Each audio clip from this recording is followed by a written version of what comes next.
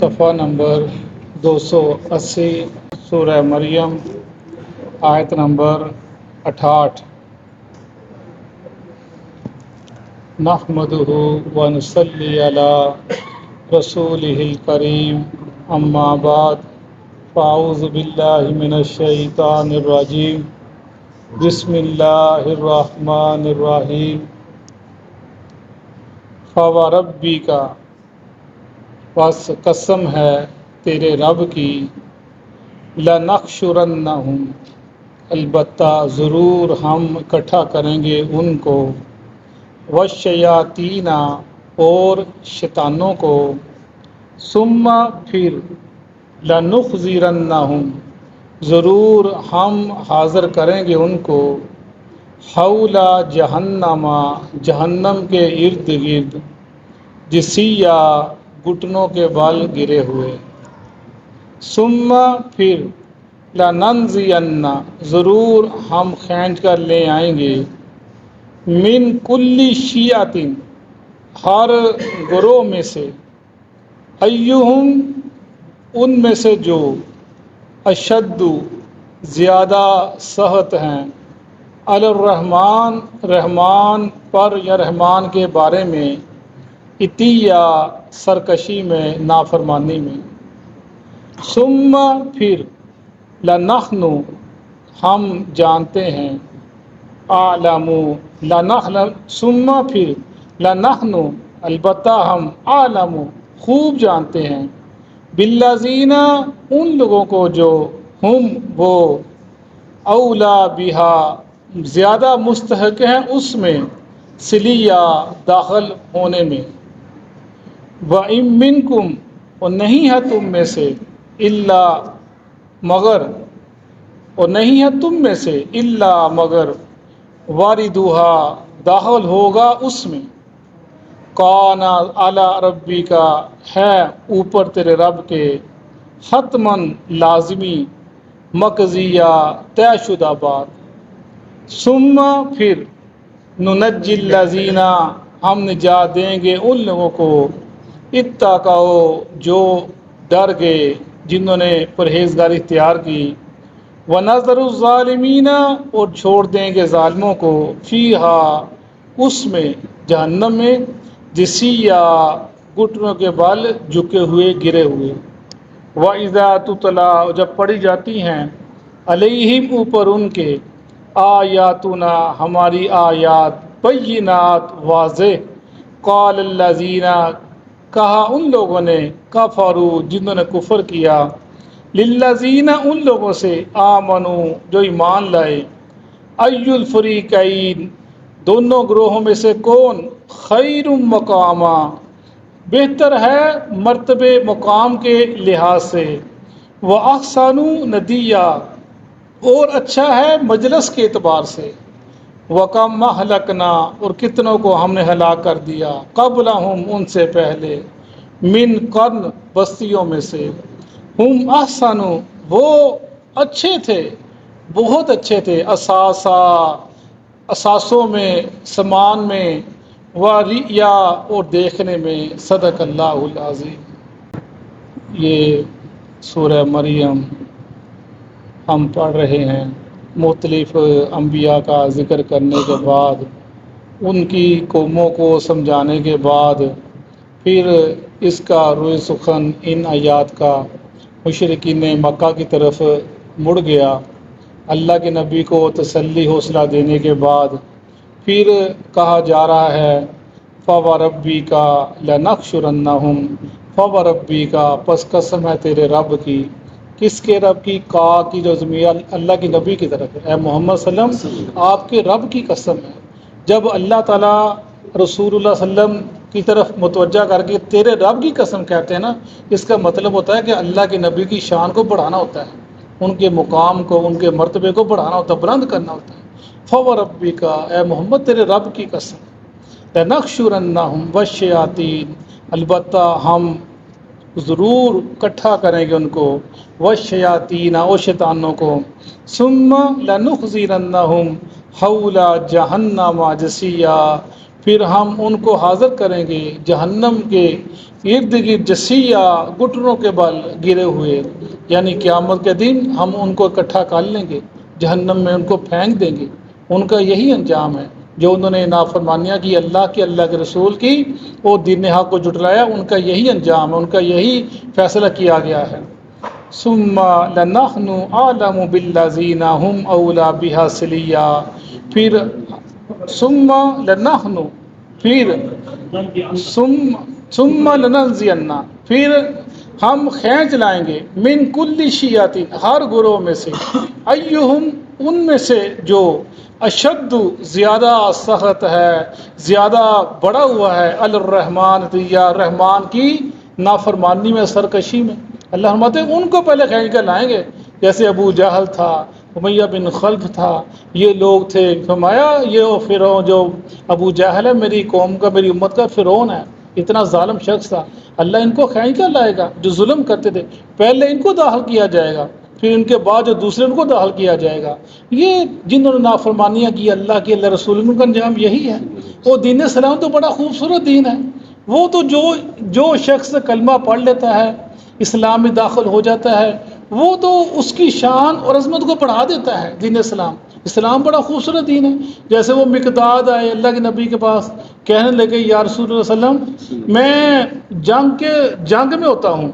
لڑائی کے اندر ہوتا ہوں، دشمن کا ایک آدمی میرا ہاتھ کاٹ دیتا ہے، تلوار مارتا ہے، میرا ہاتھ کاٹ دیتا ہے، اب میں اس کے پیچھے بھاگتا ہوں، اس کو پکڑ لیتا ہوں، وہ درخت کی اوٹ میں چھپ جاتا ہے، لیکن وہ میری پہنچ میں ہوتا ہے، وہ میرے قبضے میں آ جاتا ہے، اب میں کیا اس کا ہاتھ کاٹ دوں، اس کا قتل کر دوں؟ اللہ نے فرمایا وہ میرے قبضے میں آ گیا، لیکن اس نے کلمہ پڑھ لیا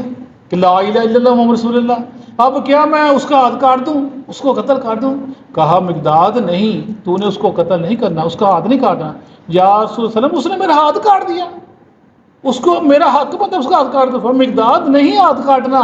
اگر تو نے اس کے کلمہ پڑھنے کے بعد اس کا ہاتھ کاٹا تو پھر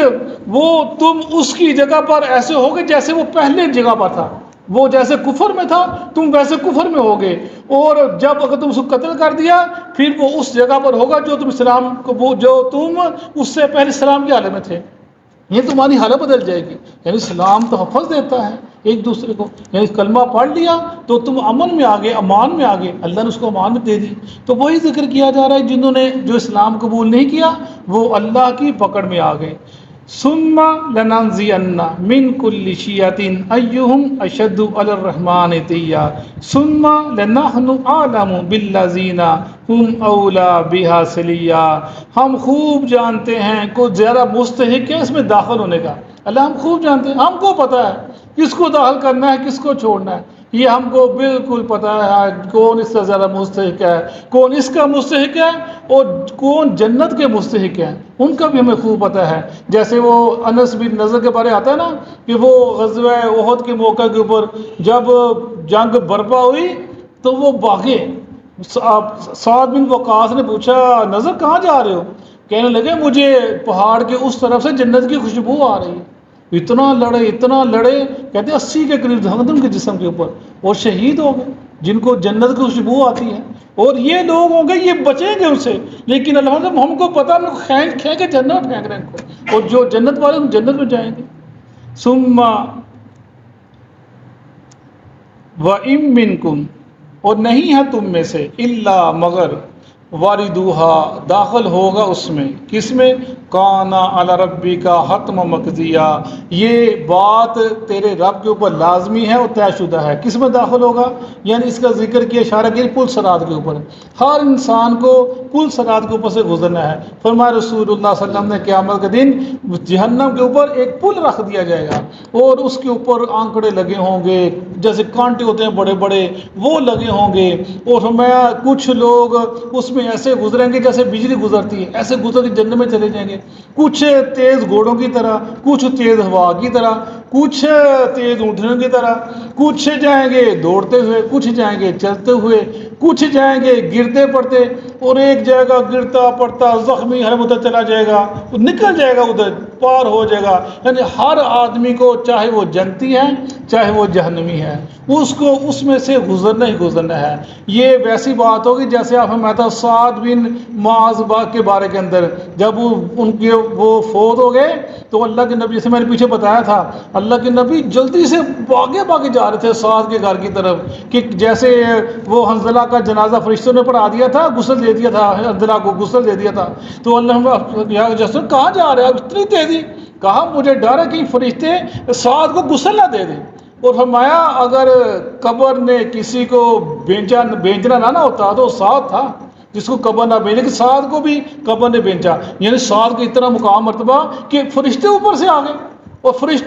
فرشتے خوش ہو پڑے کہ ہمارے پاس عظیم شخص آ رہا ہے، اس کی جس کی بشارتیں دی جا رہی ہیں، لیکن فرمایا سعد کو بھی قبر نے بھیجا، اس کو بھی معافی نہیں کی۔ ہمیں وہی ہے جس کے ہر انسان کو اس پل صراط کے اوپر سے گزرنا ہے۔ پھر جو اللہ کے نافرمان ہوں گے وہ جہنم میں گرتے چلے جائیں گے، جو مسلمان پار ہو جائیں گے، اور ان میں سے جب وہ پار ہو جائیں گے فرمایا رسول اللہ صلی اللہ علیہ وسلم نے، پھر وہ اللہ سے جھگڑا کریں گے، انہیں پتہ چل جائے گا کہ اب ساڈے بیڑے پار ہو گئے ہیں، اسی ننگ گیا ہوں ستے ہی خیران ہے، پھر اللہ سے کہ یا اللہ وہ ہمارا دوست تھا، ہمارا بھائی تھا، یا اللہ کٹھے نمازیں پڑھتے تھے، یا اللہ کٹھے روزے رکھتے تھے، یا اللہ